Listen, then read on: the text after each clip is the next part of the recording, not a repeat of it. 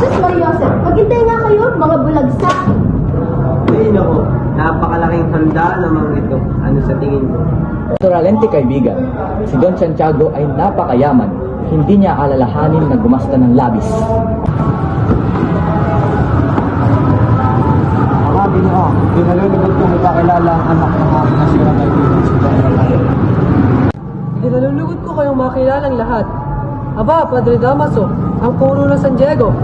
Itinagagalak ko makita muli ang dating matalik na kaibigan ng aking ama. Mukhang nagkamali ata ako. Pasensya, reverensya. Mga Ginoo, halin at kumain. Ibarra, dito ka sa tabi ko. Sabi ko, sa kabisera ako. Ano ba naman ito? Puro pakpak at leeg.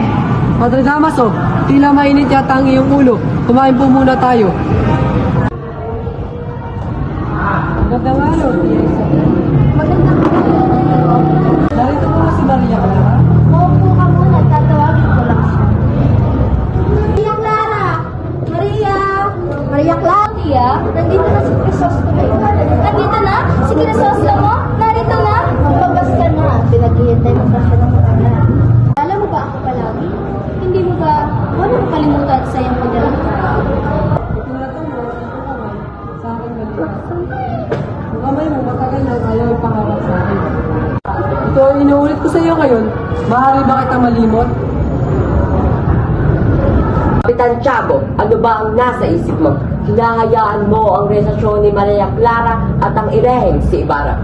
Padre, hindi ko po alam dahil nagmamahalan lang ang dalawa. Wala akong pakialam. Nakita mo ang nangyari sa hapunan. Utos ko, itigil ang pakikipagmabutihan ni Maria Clara sa binata.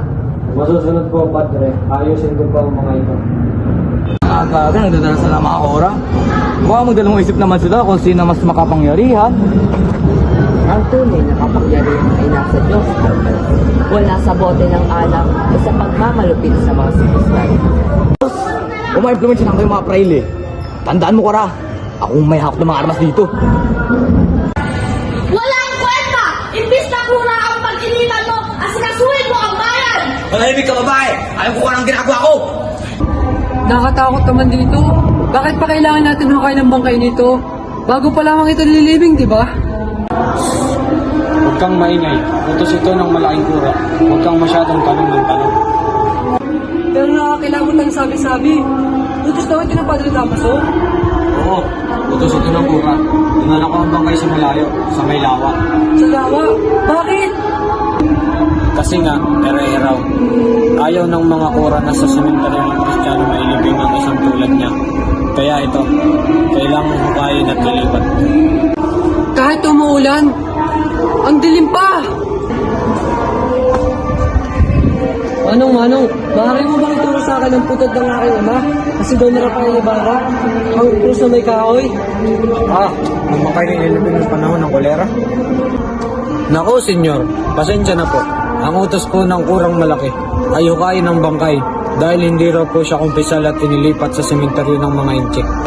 Ano? Hukayin! Opo, pero dahil umuulan noon at mabigat ang bangkay, senyor, tinapon ko na lang po sa lawa ang labi ni Don Rafael. Hayop! Malal na labi ang itinapon mo! Anong kaguluhan ito, Ibarra?